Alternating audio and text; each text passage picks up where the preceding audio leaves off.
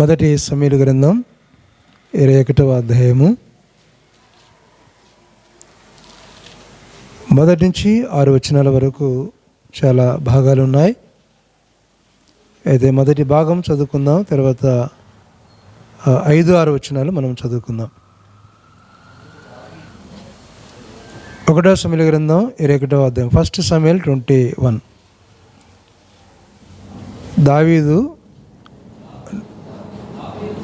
దావీదు నోబులో యాజకుడైన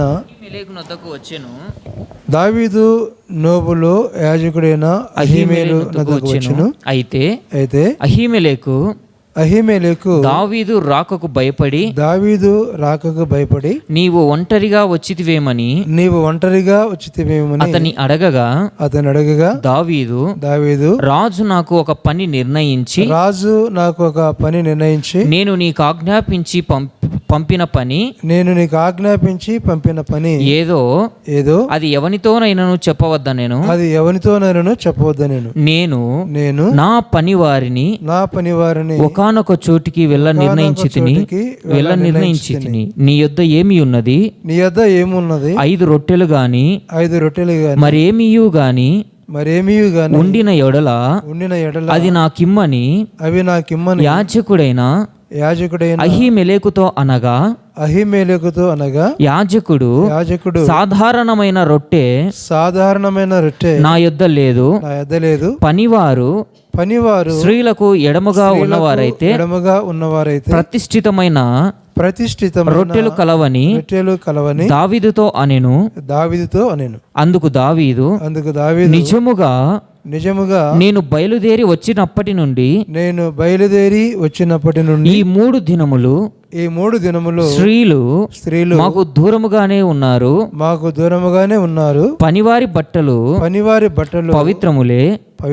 ఒకవేళ మేము చేయు కార్యము అపవిత్రమైన ఎడలనేమి రాజాజ్ఞను బట్టి అది పవిత్రముగా ఎంచతగును అని యాజకునితో అనెను. అంతటా యెహోవా సన్నిధి నుండి తీసివేయబడిన సన్నిధి రొట్టెలు తప్ప అక్కడ వేరు రొట్టెలు లేకపోగా వెచ్చని రొట్టెలు వేయు దినమందు తీసివేయబడిన ప్రతిష్ఠితమైన రొట్టెలను యాజకుడు అతనికి ఇచ్చెను. దేవునికి స్తోత్రం. ప్రియులరా, మనకు ఎలా అర్థమవుతున్నదో ఈ భాగము, యాజకుడైన అహీమెలు ఉన్నాడు. రెండవదిగా దావీదు మహారాజు ఉన్నాడు. దావీదు మహారాజుతో పాటుగా ఇక్కడ పనివారు ఉన్నారు. దావీదు మహారాజు ఆయన ప్రయాణంలో ఆయన ఉన్నాడు. శత్రువు తరుముతున్నాడు, మనం ఎరుగుదుము. అంటే సౌలు వారు ఏ రీతిగా తరుముతున్నారో ఆ సందర్భం. ప్రియులారా, ఇక్కడ యాజకుడి దగ్గరికి వచ్చి రొట్టెలు అడుగుతా ఉన్నాడు, ఏమైనా తినడానికి ఉన్నదా అని. రాజుకు భయమే, యాజకుడికి భయమే. ఎందుకంటే దావీదు మహారాజు యుద్ధశాలి, గొప్పవాడు. రొట్టెలు ఉన్నాయి కానీ అని అంటూ స్త్రీలు ఎడమగా ఉంటే అనే విషయాన్ని చెప్పాడు. రెండవదిగా చెప్తున్నటువంటి మాట ఏంటంటే, అక్కడ సాధారణమైన రొట్టె నా దగ్గర లేదు అంటున్నాడు. సాధారణమైన రొట్టె నా దగ్గర లేదు. విషయాలు జ్ఞాపం చేసుకున్నప్పుడు ప్రభు బలలో మనం పాలు పొందే సమయంలో ఈ విషయాన్ని జ్ఞాపం చేసుకోవాలి. సాధారణమైన రొట్టె సాధారణమైన రక్తము కాదు అని. అందుకే అనవలోచితముగా పాల్గొనకుండా అని బైబిల్ గ్రంథం సెలవిస్తూ ఉంది.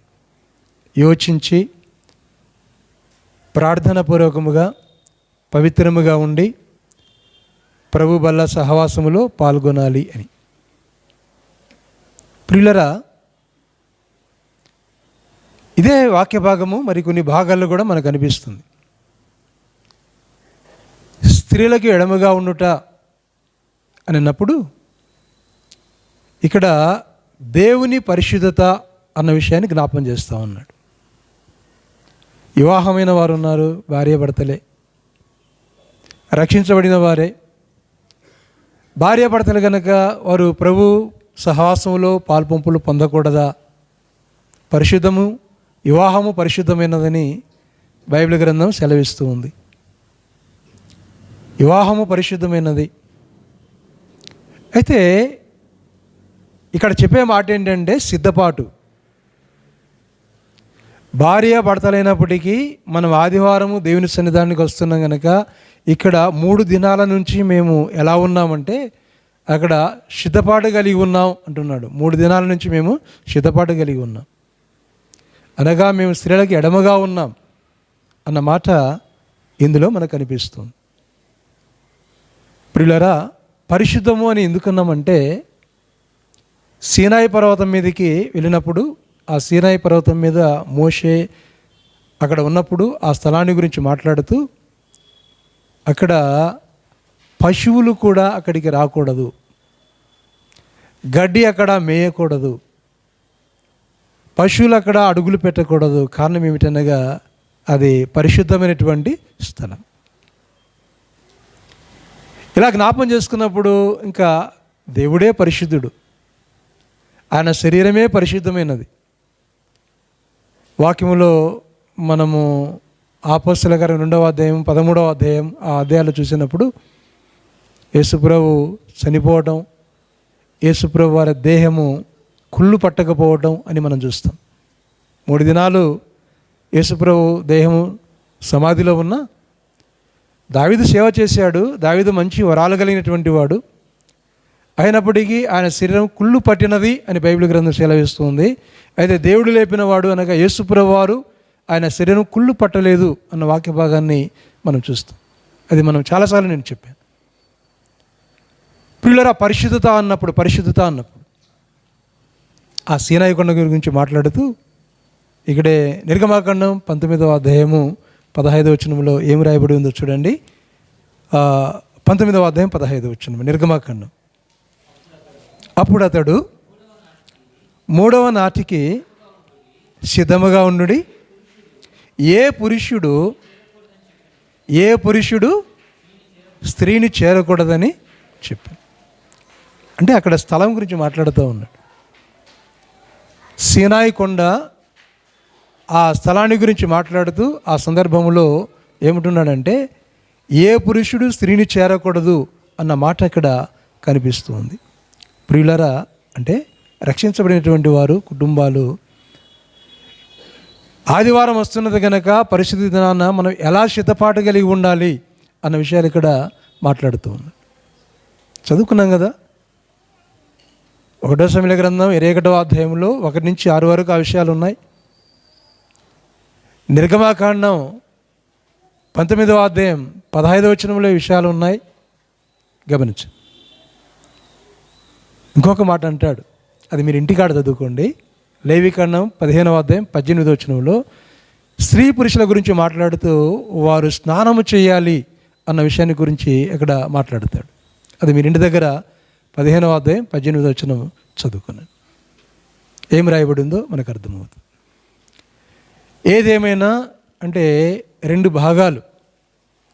ప్రభు సన్నిధానం మనం వచ్చేటప్పుడు, ప్రభు రక్తమాంసంలో పాల్పంపులు పొందేటప్పుడు మన దేహము పవిత్రముగా ఉండాలి, మన ఆత్మ పవిత్రముగా ఉండాలి. ఫస్ట్ మన యొక్క ఆత్మ శుద్ధిగా ఉండాలి.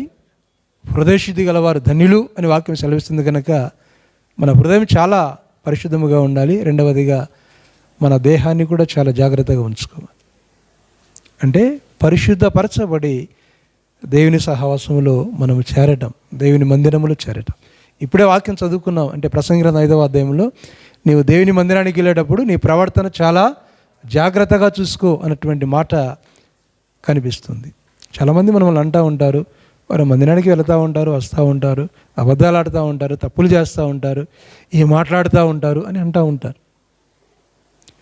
ప్రియులారా, అలా మనం అనిపించుకోకూడదు. అలా అనిపించుకోకూడదు. మనం ఒకవేళ వాళ్ళ అన్న దేవుని దృష్టిలో మనం ఎలా ఉన్నామో చాలా జాగ్రత్తగా చూసుకోవాలి.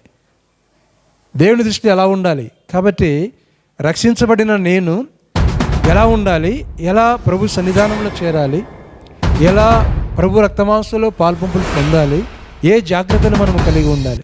ఎంతకాలం నుంచి మనం వింటా ఉన్నాం. మామూలు కాదండి.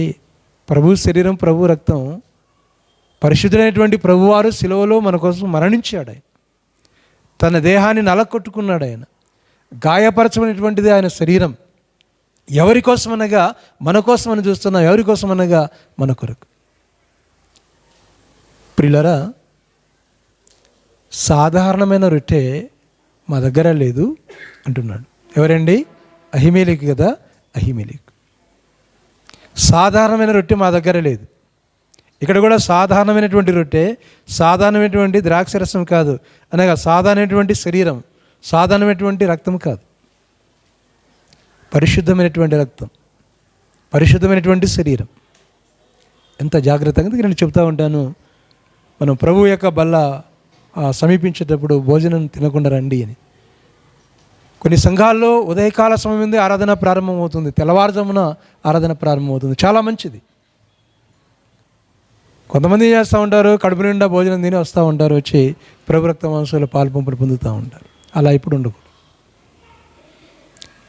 ప్రియులారా, సిద్ధపాటు అంటే శనివారం, అప్పుడు శనివారం విశ్రాంతి దినం అనేవారు, అక్కడ సిద్ధపాటు.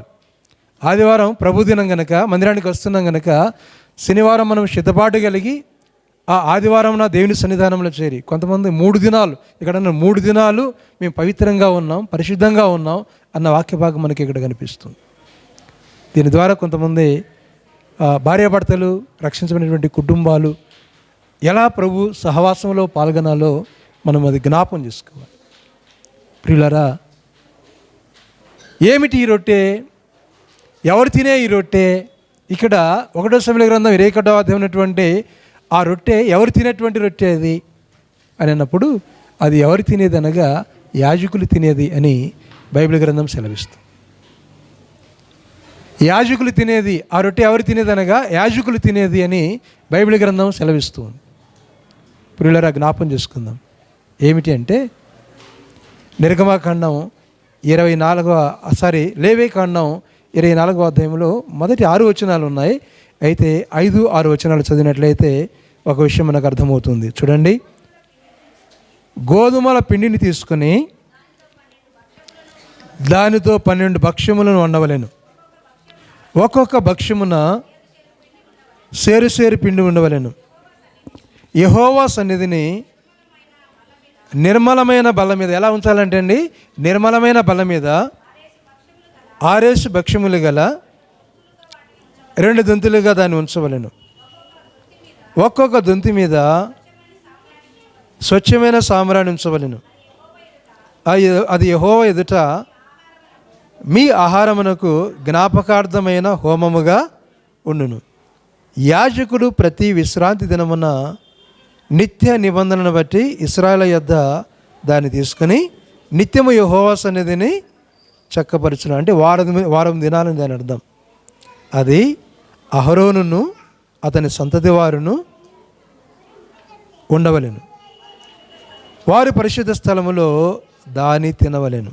నిత్యమైన కట్టడ చొప్పున యెహోవాకు చేయు హోమములో అది అతి పరిశుద్ధం. ప్రియులారా, అర్థమవుతుందా? వారమునకు ఒక్కసారి ఎవరు తినగలిగినది అంటే యాజకులు, అహరోను వారి సంతానం. అంటే అరితిగా గోధుమ పిండితో సిద్ధపాటు చేసుకుని వచ్చి దానిని అక్కడ మందసము దగ్గర ఉంచి ప్రార్థన చేసి వారము తర్వాత ఇక్కడ మాట్లాడుతూ ఉన్నాడు. అక్కడ ఎవరు తినవలసినదంటే యాజకులు తినవలసినది. ఆ రొట్టె గురించి మాట్లాడితే ఆ రొట్టె గురించి మాట్లాడితే ఇక్కడ అంటున్నాడు, సాధారణమైన రొట్టె మా దగ్గర లేదు. ఏ రొట్టె ఉన్నదంట? అది యాజకులు తినవలసిన ప్రతిష్ఠితమైనటువంటి రొట్టె. చూడండి, అది ప్రతిష్ఠితమైనటువంటి రొట్టె మా దగ్గర ఉన్నది అని అక్కడ మాట్లాడుతూ అహీమేలెకు ఆ దావీదుకు ఇచ్చినటువంటి సందర్భాన్ని మనం చూస్తూ ఉన్నాం. కొత్త నిబంధన గ్రంథంలో ఈ సందర్భం ఉన్నది. మార్క్స్ వార్త 2వ అధ్యాయం 33వ వచనం ఆ తర్వాత మనం చూస్తే అక్కడ ఏమి రాయబడి ఉన్నదో చూడండి. అక్కడ అబ్యాతారు అంటాడు, ఇక్కడ అహీమేలెకు అన్నాడు, అక్కడ అబ్యాతారు అన్నాడు. అబ్యాతారు అన్న అహీమేలెకు అన్న ఒక భాగమే అని మనము అర్థం చేసుకోవాలి. మార్క్స్ వార్త 2వ అధ్యాయంలో ఈ విషయాలు రాయబడ్డాయి. మార్క్స్ వార్త 2వ అధ్యాయము 26వ వచనం నుంచే చదవండి. అందుకైన వారితో ఇట్లా, నేను తానును తనతో కూడా ఉన్నవారును ఆకలి కొనినందున దావీదునకు అవసరము వచ్చినప్పుడు అతడు చేసినది మీరెన్నడూ చదవలేదా? అంటే పరిశీలతో శాస్త్రులతో మాట్లాడుతున్నటువంటి మాట. అబ్యాతారు ప్రధాన యాజకుడై ఉండగా దేవ మందిరములోనికి వెళ్ళే యాజకులే కానీ ఇతరులు తినకూడని సముఖపు రొట్టెలు తాను తిని తనతో కూడా ఉన్నవారికి ఇచ్చిన కదా అని చెప్పాను. దేవునికి స్తోత్రం.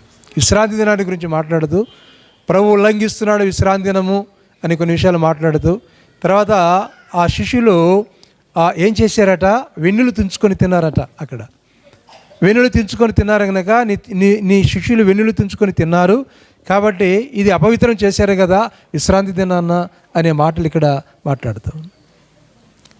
అబ్యాతార్ అన్నాడు, అక్కడ అహీమేలెకు అన్నాడు, ఇక్కడ అబ్యాతార్ అన్నాడు. అక్కడ ఎవరండి? 21వ అధ్యాయంలో అహీమేలెకు యాజకుడు అన్నాడా? ఏమన్నాడు అక్కడ? యాజకుడు. ఇక్కడ ఎవరండి? ప్రధాన యాజకుడు.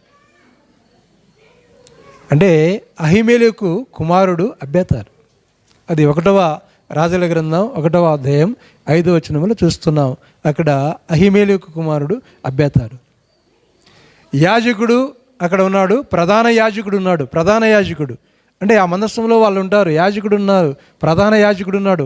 ప్రధాన యాజకుడిగా అబ్యాతారుని చూస్తూ ఉన్నాం. క్రొత్త నిబంధన గ్రంథంలో దానికి క్లారిటీ ఇస్తున్నాడు. గమనించు. ఆకలి కొనినప్పుడు అంటే ఇంకోటి అర్థమవుతుందంటే ప్రభు శరీరం, ప్రభు రక్తం. అక్కడ ప్రతిష్ఠితమైనటువంటి రొట్టెలు అన్నాడు, సాధారణమైన రొట్టెలు కాదు అన్నాడు. జ్ఞాపం చేసుకుందాం. అది యాజకుడు తినగలిగినవే అన్నాడు. జ్ఞాపం చేసుకుందాం. అయితే ఇక్కడ ఆకలి కొనినప్పుడు దావీదు మహారాజుకు ఆహారముగా చూస్తున్నాం. ఏంటండి? ఆకలి కొనినప్పుడు దావీదు మహారాజుకు ఆహారముగా చూస్తున్నాం. జ్ఞాపం చేసుకుందాం. ఏమర్థమవుతున్నదనగా ప్రభు శరీరము నిత్యరాజ్యాన్ని ఇస్తూ ఉంది. ప్రభు శరీరం నిత్యరాజ్యాన్ని ఇవ్వటమే కాదు, ప్రభు శరీరము ఆరోగ్యాన్ని కూడా ఇస్తుంది, స్వస్థతనిస్తుంది. అందుకే కొన్ని సంఘాల్లో ఈ ఆరాధన అయిపోయిన తర్వాత, ప్రభువా ఎవరైతే అనారోగ్యంగా ఉన్నారో వారిని స్వస్థపరచు ప్రభువా, నీ శరీరం ద్వారా, నీ రక్తం ద్వారా అనే మాటలు కూడా మనకు కనిపిస్తాయి. కాబట్టి మొదటి పాయింట్ మనకి సిద్ధపాటు, దేవుని రాజ్యానికి సిద్ధపాటు, మనం పవిత్రీకరించడం, పరిశుద్ధీకరించడం. అక్కడ ఆకలి తీర్చినట్టుగా చూస్తున్నాం. అంటే భౌతికంగా ఆకలి ఏ విధంగా ఆ రొట్టెలు తీర్చాయో ఏలే గురించి చూస్తున్నాం కదా. ఒక రొట్టె, ఒక నీళ్ళ బుడ్డి తీసుకొని 40 రాత్రులు 40 పగళ్ళు ప్రయాణం చేశాడు ఏలియా. 1 రాజుల గ్రంథం 19వ అధ్యాయంలో నేను చెప్పి ఉంటే జ్ఞాపం చేసుకుందాం. అంటే భౌతికంగా కూడా నీకు ఆరోగ్యం, నీకు స్వస్థత. గమనించండి, ఎవరైనా బలహీనంగా ఉన్నప్పుడు వారు కూడా ప్రార్థన చేసుకొని రక్షించబడిన వారు, అంటే బ్యాప్టిజం పొందినవారు అలా ఆ విషయం కూడా ప్రార్థన చేసుకోవాలి. ప్రభువా నీ రాజ్యాన్ని ఇవ్వడానికి ప్రభువా మార్గముగా వచ్చి నా కొరకు మరణించావు ప్రభువా, తిరిగి లేచావు ప్రభువా అని అంటాం. రెండవదిగా ప్రభువా నీ శరీరం ద్వారా, నీ రక్తం ద్వారా స్వస్థత. బైబిల్ గ్రంథంలో చూస్తున్నాం కదా, ఆయన రక్తము ద్వారా మనకేమున్నదండి? స్వస్థత ఉన్నది. బైబిల్ లేదా? ఆయన రక్తం ద్వారా మనకేమున్నదండి? స్వస్థత ఉన్నది. అంటే 2 విషయాలు ఇక్కడ, స్పిరిచువల్ హీలింగ్ ఉన్నది, ఫిజికల్ హీలింగ్ ఉన్నది. 2 ఉన్నాయి. గమనించండి. కాబట్టి 2 ఉన్నాయి. ఎంత ఆశీర్వాదము. కనుక ఆ రీతిగా ప్రభు సన్నిధానంలో సిద్ధపాటు కలిగి ఆయన మందిరంలో చేరి ప్రభువును ఆరాధన చేస్తూ ఆయన రక్తమాంసములను మనం పాలు పంపులు పొందాలి. అందరూ మోకరించండి, కళ్ళు మూసుకునండి, స్తుతి ఆరాధన చేసుకొని ప్రభు ఆరాధనలో పాలు పంపులు పొందుతాం.